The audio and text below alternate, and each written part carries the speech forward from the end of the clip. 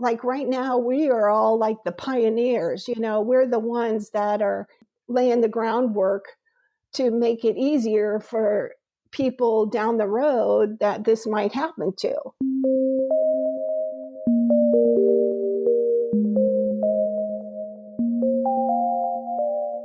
Hello, you are listening to NPE Stories. This is a podcast where NPEs can share their story. I am your host, Lily, and I found out I was an NPE through an ancestry DNA test that changed my life forever. NPE is a term that stands for Not Parent Expected or Non-Paternal Event. This means that one or more of our parents are not who we believe them to be. NPE Stories is a podcast where NPEs can share their story of what their original family was like, how they found out they were an NPE, and what their journey has been like since the day they found out. Welcome to episode 39, and today I'm talking to Teri. Hi, Teri. Hi.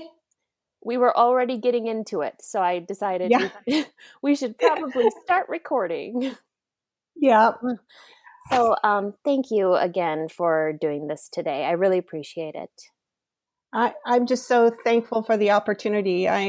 It's really in my heart that I want to be able to help other people who are maybe going through what I have been going through or have went through. I just wanted to finish asking you, we were just talking before about how I felt you were probably one of the earlier NPEs, because I think I even saw 2016 in your email, right? Is that when you started this whole process? Yeah. Yes. Okay. So why don't you go ahead and, before I jump ahead, why don't you let us know what your original family was like? Okay.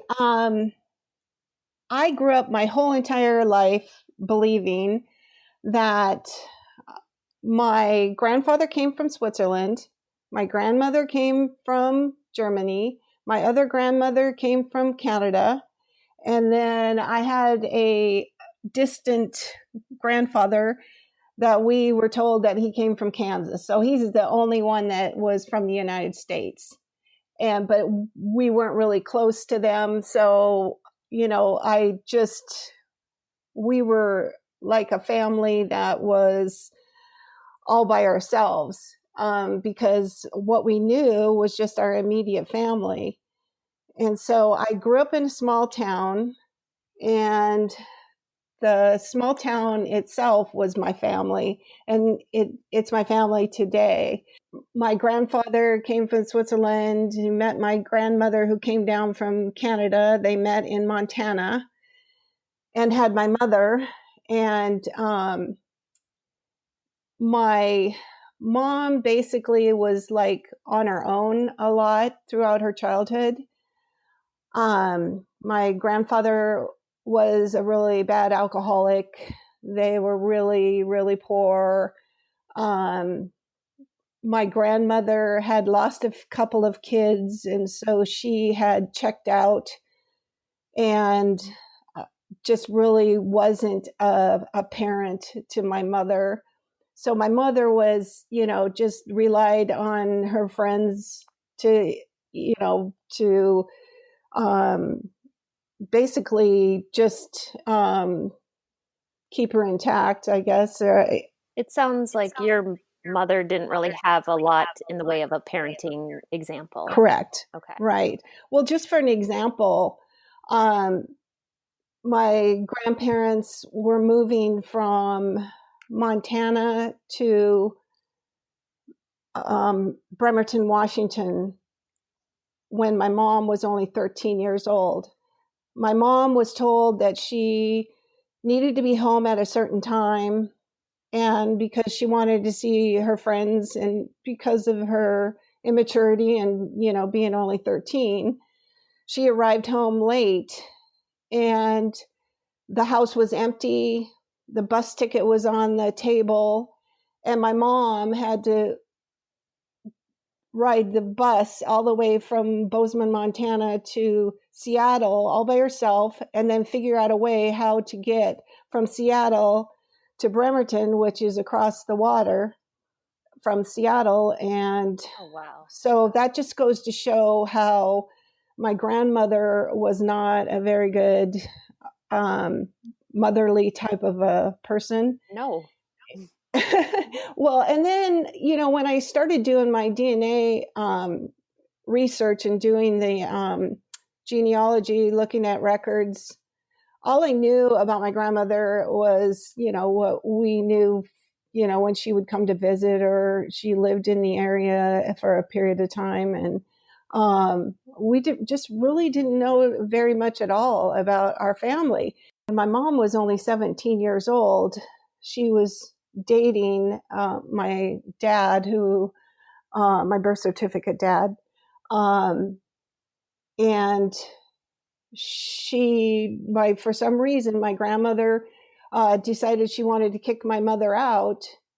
And then what she did is, my mom felt that she had no other choice, and she ended up basically marrying my birth certificate dad at 17 years old. And years ago, when I was an adult, and I asked my mom, I said, "Why is it that you married him?" Because they ended up getting divorced when I was only 6 months old. Mm-hmm. And I just said, "Why is it that you married him?" And she said, "I didn't think I had a choice." Mm-hmm. She didn't have a home to even go to, so she married him. And it turns out that he was just a difficult person. Before I was born, my mom had 3 other children.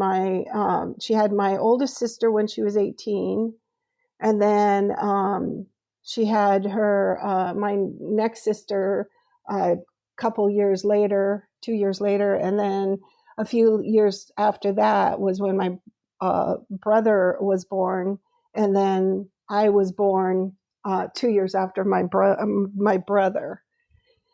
And so my family was quite dysfunctional. My mother was trying desperately to get away from my birth certificate father for years, that he basically kept her, at home all the time. And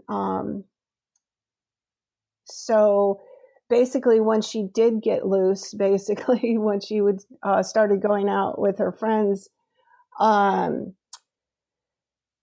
we lived in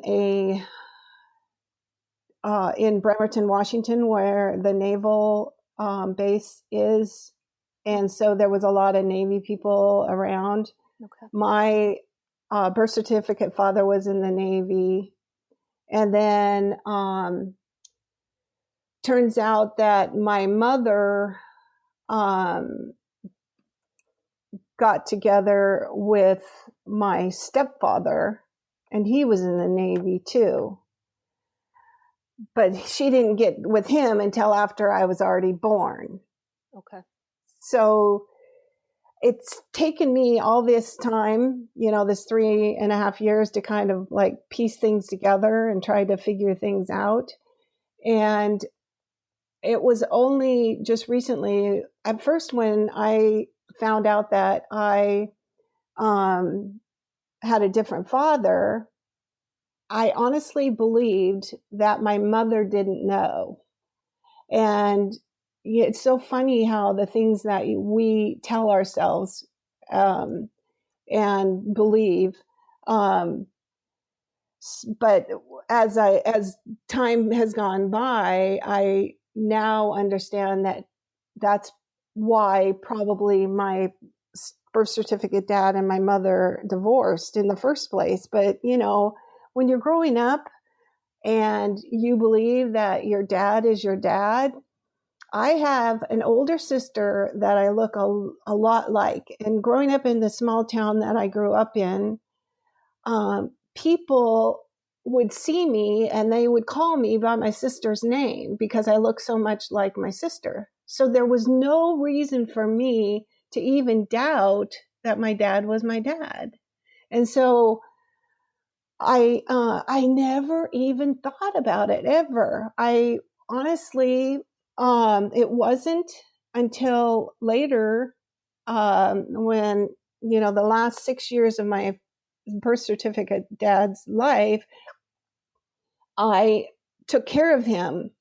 And I had to drive all the way up to Seattle, and I'd have to, take him to the grocery store, or take him to the doctors, or, all those things where he couldn't drive. And so then I had to do it. And I'd do the cleaning, everything. And one day he was a grumpy old guy, and I wasn't really raised by him. We would see him on weekends and everything like that. But I didn't really know him, like a real kid with that lives in the same household with a dad. And so, and I looked at him and I just thought, I'm not even anything like him. And I mean, my personality is so different. And so then I said to him one day, I go, hey, Dad, I go, you ever think that maybe I might not be your kid? And it just came out just like that. And he goes, don't ever say that. That's not true.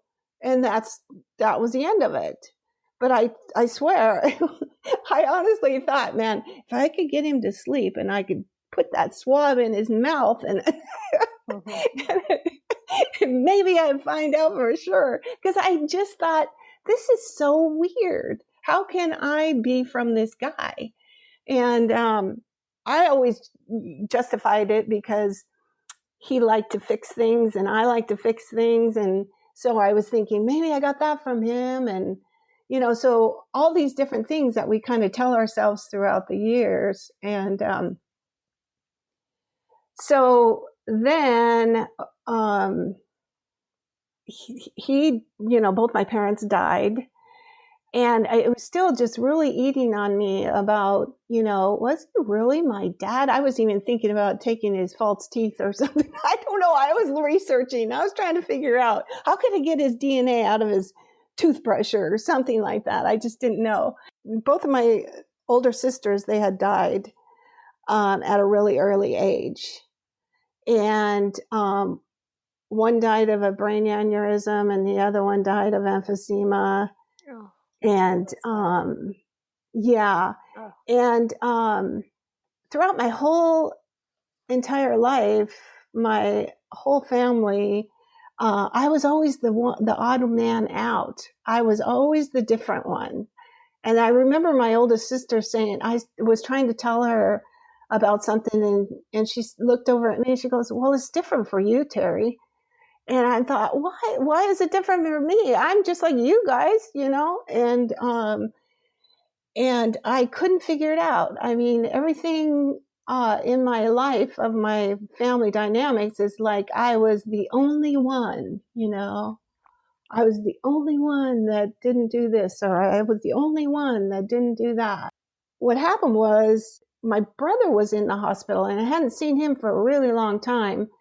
And I went to visit him, and, he was only 2 years older than me. And when I went to go see him, I looked at him and I thought, oh my gosh, he looks so much like my dad. I thought he was like so much older than me. And I went back and I told my daughter, I said, something just isn't right. I said, both my sisters died early. Well, and then I have a half brother that was born after me. And so he died early too. And then I went to go see my brother that was in the hospital with his health issues. And I'm healthy. And I was thinking, this doesn't seem right. So I said to my daughter, I said, what happens if I do have a different dad? And so anyway, it was in 2016 when they had the Black Friday sale, my daughter messaged me and just said, Mom, she says, I just bought a DNA test off of, for the Black Friday sale. It's only, I don't even know, maybe $59 or something. I go, I'm going to do it too. And so I did. And I have, in all the times that I've ever heard about DNA, they'd say, oh yeah, you have to wait 6 to 8 weeks. Well, I got mine back in 2 weeks. Oh. And I was shocked. I was totally shocked. And I was thinking, maybe they do that to people who get a hit or something. I don't know. But so anyway, I opened up my my results and I saw that I had a first cousin. And so then what you do when something like that happens, you just try to rationalize everything. And I just started thinking, I thought, oh, what happens if my grandfather, who came to the United States, actually left a family or some, a woman pregnant over in, Switzerland, and that's why he came here, So, I mean, different scenarios like that was going through my head. Yep. And so when I would contact people, I was asking them, are you related to anybody over from that, that's from Switzerland? So that's what my first response was. And so then I just was really puzzled about the whole thing. And at first I was kind of thinking it would have been, I kind of like the idea if I did have a different dad. Only because my dad was a very difficult person to be around sometimes. And so anyway, I contacted the person who was my first cousin. And that was my first, I went back just the other day and I was reading my messages to her. And that was my first question is, are you related to anybody from Switzerland? And but anyway, so I wrote her a couple of messages while I was little by little piecing things together and trying to find out what centimorgans mean, what everything is. And back then, a lot of the information wasn't available. And a friend of mine had told me about a book called Stranger in My Genes. And I apologize, I don't remember the name of the author. But in that, at the back of the book, he talks about a group, an online group called DNA Adoption.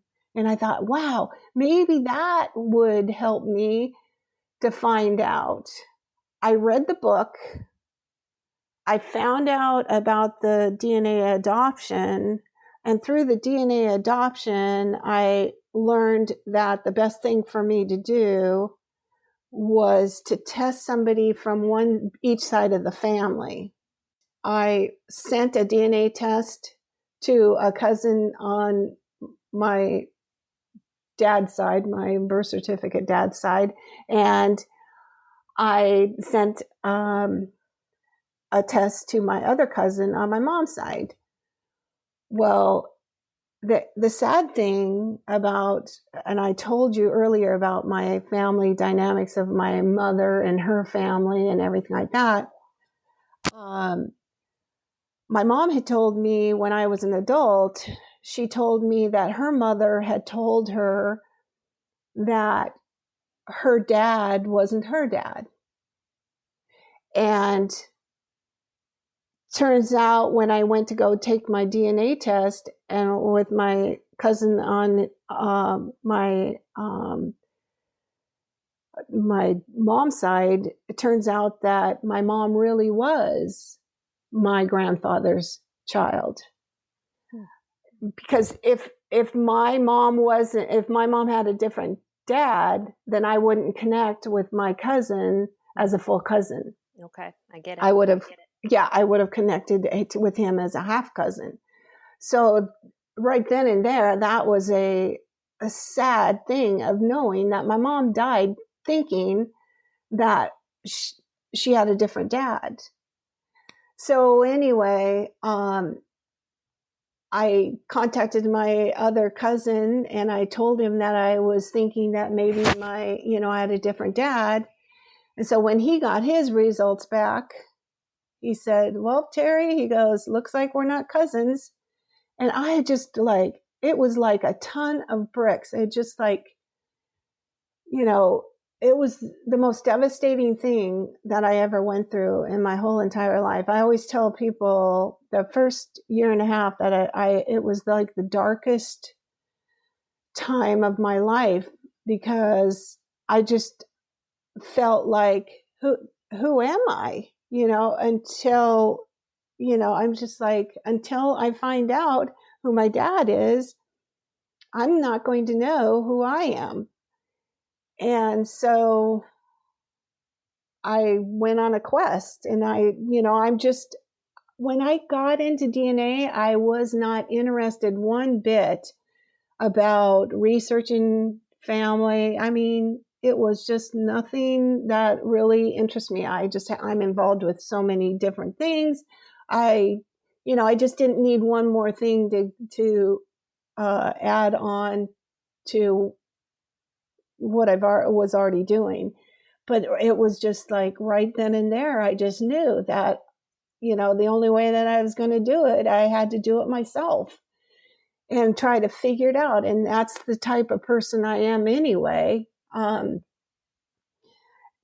I don't understand something, I'm going to search, long and hard to try to figure things out. I just jumped in with both feet, got involved with the people at DNA adoption. You'd get these emails. I mean, you get, because back then that was the only way that, people could reach out. And so you'd get these tons of emails every day of people searching, trying to find out how to, to find their parents. And these wonderful ladies and men that were in that group that were just so dedicated to helping people. It was just amazing, all the things that they did. I always try to, recommend those people, because it's almost like they take you by the hand and they tell you, this is what you need to do. And this, and it just kind of helps. And let me stop you there for a second. Sure. You're talking about these wonderful strangers you found online that helped hold your hand, walk you through this process. And I've seen this with NPEs. I've seen complete strangers on different forums talking with them and providing them with information. But I'm sure people are going to wonder what forum or what. I said DNA adoption. Is that like a Facebook group? It's actually a Yahoo group. Oh, I should have said that. Oh, that's fine. Just thank you for mentioning that. I'm sure people would want to hear that. Yeah. But that was the only thing that I knew back then. There was nothing on Facebook. And so, I would subscribe to everything that, like, blogs, different things, just so that I could learn about DNA itself. And it really helped me. But what really helped was, we live in the day and age of people who are computer savvy, and they're able to create software that creates tools to help the DNA people now. It just makes it so much easier. You plug in, how many centimorgans, and then you can find out what relation somebody could possibly be, like in DNA Painter or DNA GEDCOM, different things like that, I'm just a part of everything. I subscribe to every little thing that I could possibly subscribe to. And so anyway, then I just searched for a year and a half straight, contacting people. And the greatest thing that happened to me, and I was learning that when you first start out and you find something that's puzzling with one DNA company, is that you're supposed to test with all the other companies too, in order to, they say, to find more fish in the pond, basically. And luckily, I've tested first with Ancestry, and then my second test, I tested with 23andMe. And on 23andMe, I found a second cousin. And I reached out to him, and luckily, within minutes, he responded to me and also was warm and welcoming, very kind to me.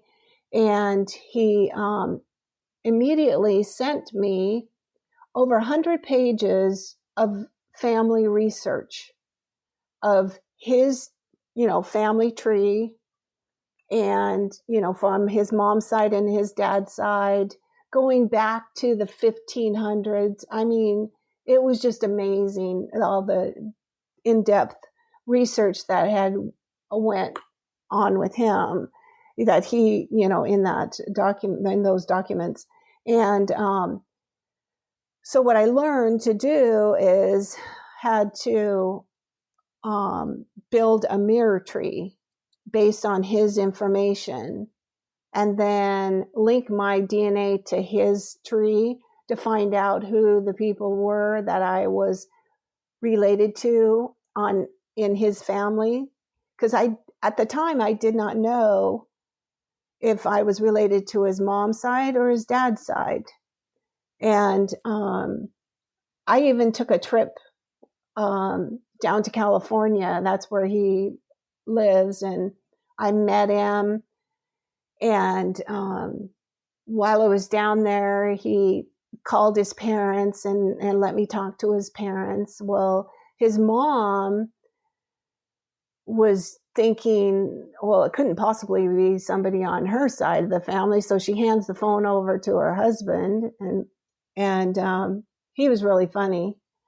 And he was describing some of the people in his family, and I go, oh no, that doesn't sound like me.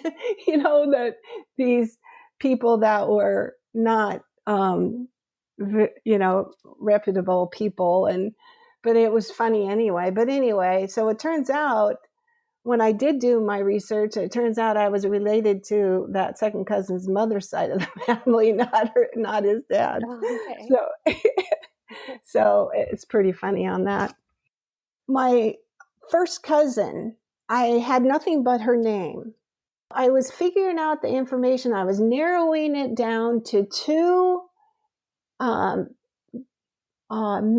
in one family.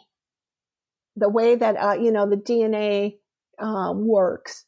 And so I got it down to this one family, and I thought, well, she belongs to one of those two brothers. And so, but I just didn't know which one. So until I knew that, and I'm one of these people that unless I have the documentation in front of me, I'm not going to think that I'm related to one person and say, oh, guess what? Your dad is my dad, or something like that, but anyway, so all of a sudden one day I was doing a research online, and I decided I'm just going to try her name one more time. And when I searched her name, a document came up of an old newspaper article that was written when this person, she's older than me, she's like my oldest sister's age, when she got married. And it listed in that document her name, her husband's name, and her maiden name, her husband's name, and then her father's name. So then I knew that I had gotten the right who she was related to. And so through that, then I was able to know that I was related to this other, my birth father. But I didn't have, everything all in place. I didn't have proof, and that he was my dad or whatever. And so it took me a little bit longer to do more research And then when I went online again and Googled his name, he had died. And it turns out he died like 2 days before my birthday that year. And I was just, devastated because I knew that I would never be able to meet him. But the good part was that there was an obituary, and in that obituary was the list of the kids' names. I knew that through the information on the obituary that 3 of the names that were listed were children with a different last name, but they were my birth father's wife's first marriage. She had 3 kids from her first marriage. And then there was 2 names. There was a boy and there was a girl. And at the time I thought, I will contact the son first, because I was thinking, maybe the daughter wouldn't be very responsive, or those little things that play in your head that you're trying to figure out who's the first, who should I contact? Well, luckily I didn't contact the brother, or else I would have gotten discouraged, because when I did contact him after I had contacted my sister, he basically has ignored me. So, which is okay. This is something that is not easy for anybody to have to deal with, let alone what we've went through, as far as being the NPE ourselves. But anyway, so I reached out I found my sister online on Facebook. And at that time, I wasn't sure how to approach the whole thing. And all I did was I said, hey, it turns out you and I are related to, this cousin, her cousin. We are both related to this cousin. I took a DNA test, and I didn't say anything in that one. I was waiting for her to, respond to me, but she didn't. And then I waited, and that was in April. And then June came along, and I work at a school. And so then I had already made up my mind that as soon as school got out, and I take the summers off. And so then I have more time to really, get everything ready. After school got out, what I decided to do is I took photos of myself. From the time I was young all the way to an adult, put it in a collage. So it's just one picture that you can see a bunch of little pictures in it. And I wrote everything out, just, very factual. This is what it is. This is what I found. Turns out, we're related. And I suspect that, I'm your sister or something. I can't remember exactly what I said. And immediately I get this message, and she writes me back and she says, Teri, she goes, I'm not trying to ignore you. She says, I'm on a mini vacation with my daughters. She said, would you mind if I call you on Monday? And this was on Thursday. And I'll tell you, that was the longest weekend of my life, waiting for that phone call.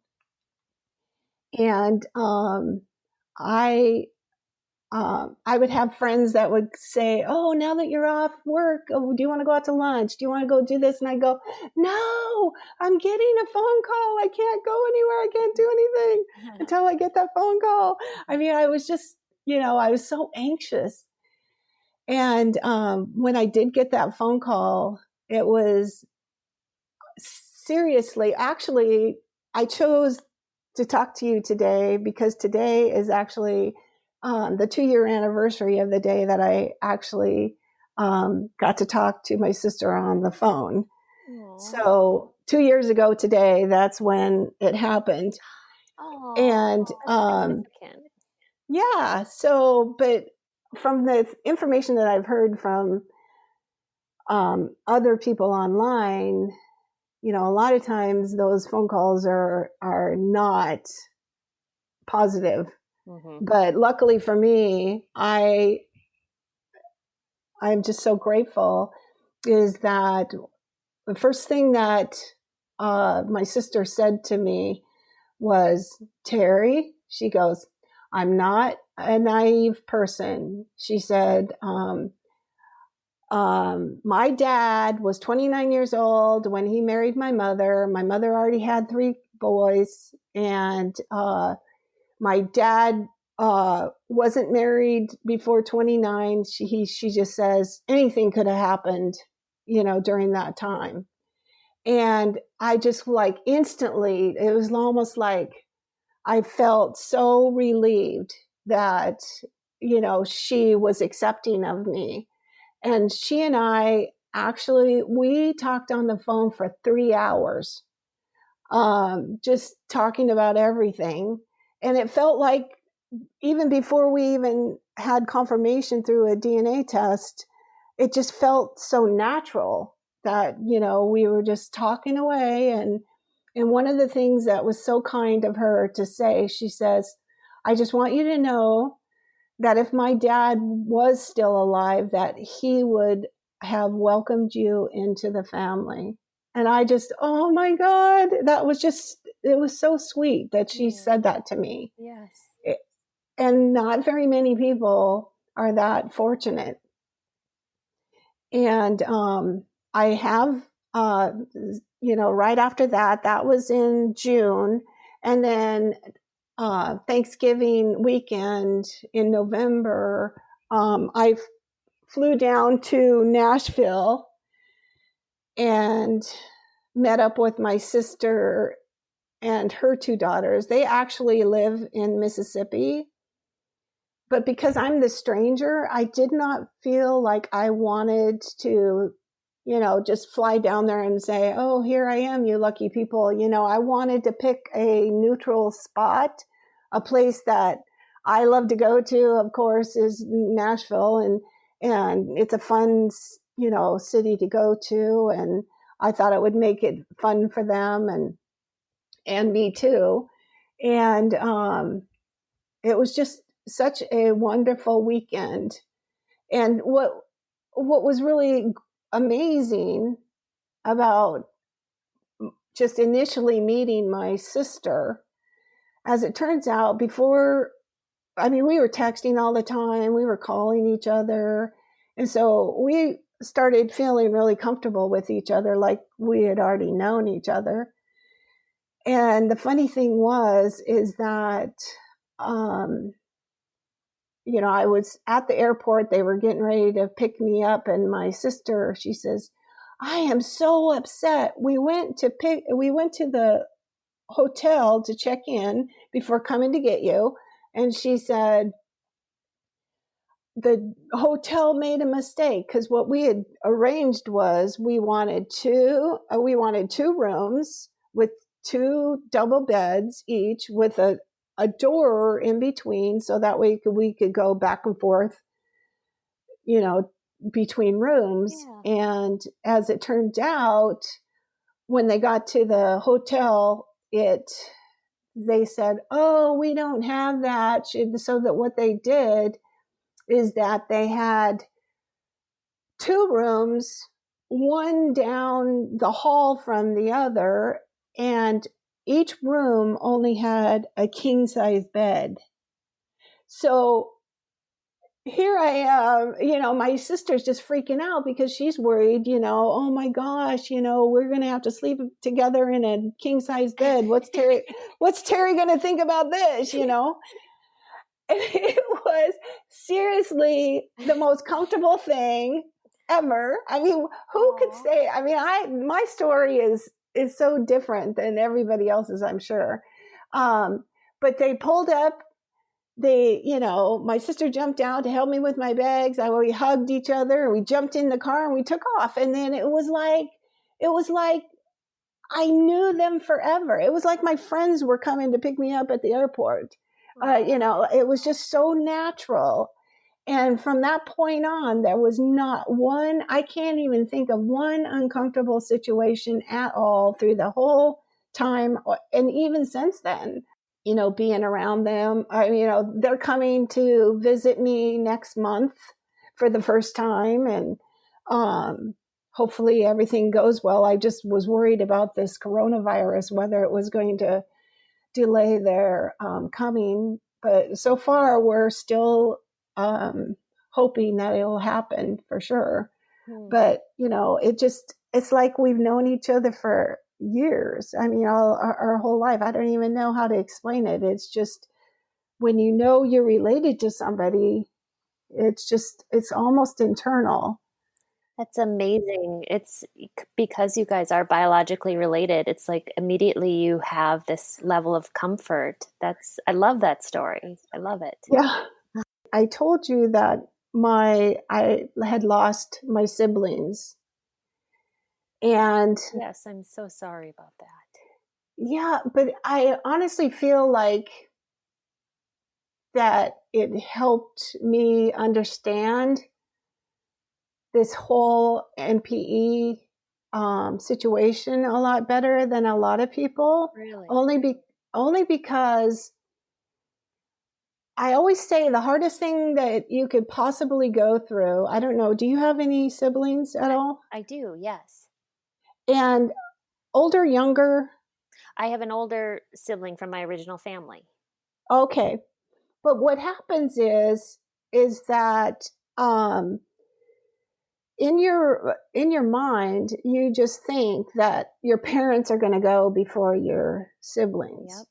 Yep. That's just automatic. You from the time you're a little kid, you're just anxious, worried that if something ever happened to your parents. And then all of a sudden, when you lose your sibling out of like when my oldest sister died, it was such a sudden shock to the whole entire family.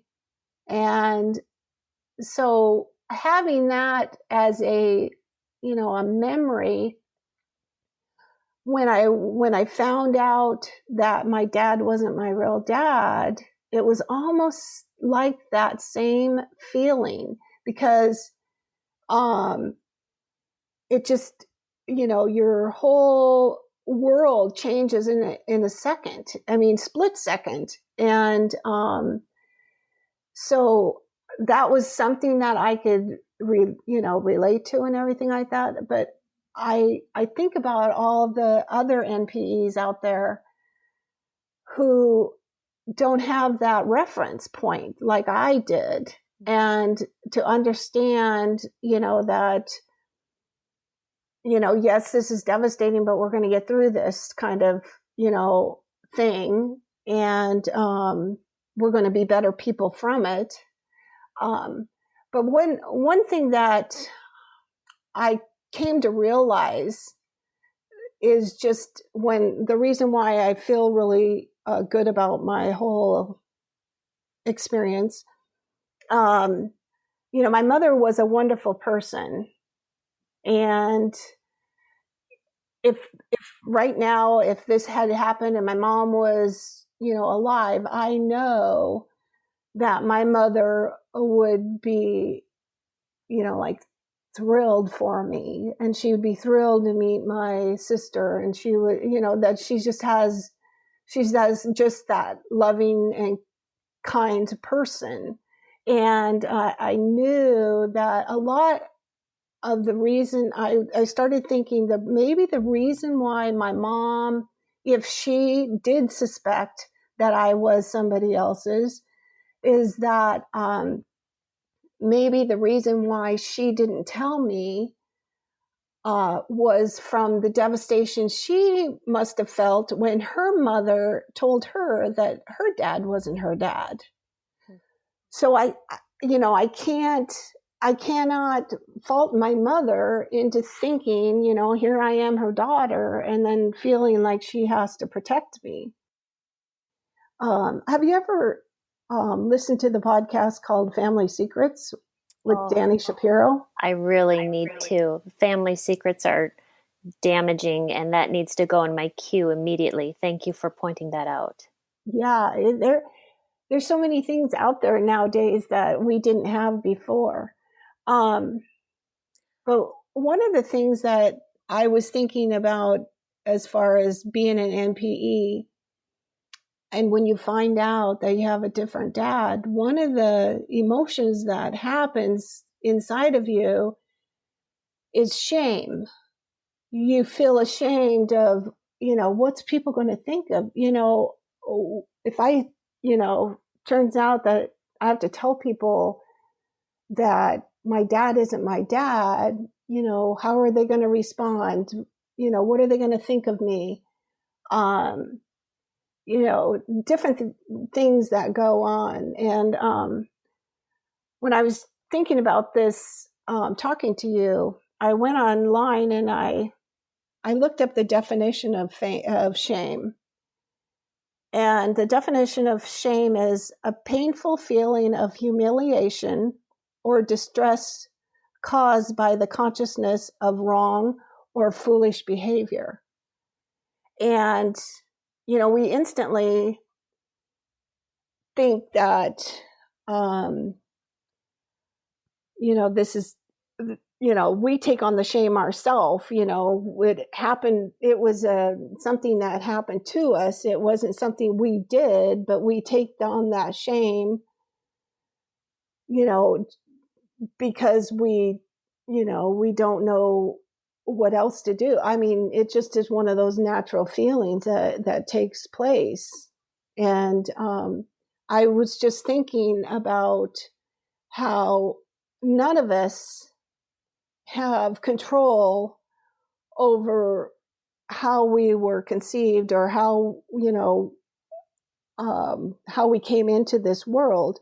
But the greatest thing about being an NPE and finding out is now we basically can write our own ending to this book. You know what I mean? It's like we have the power in our lives to be able to do something that can turn, things around. Look, like you, for an example, you took what what happened to you and you turned it into a podcast. Dani Shapiro did the same.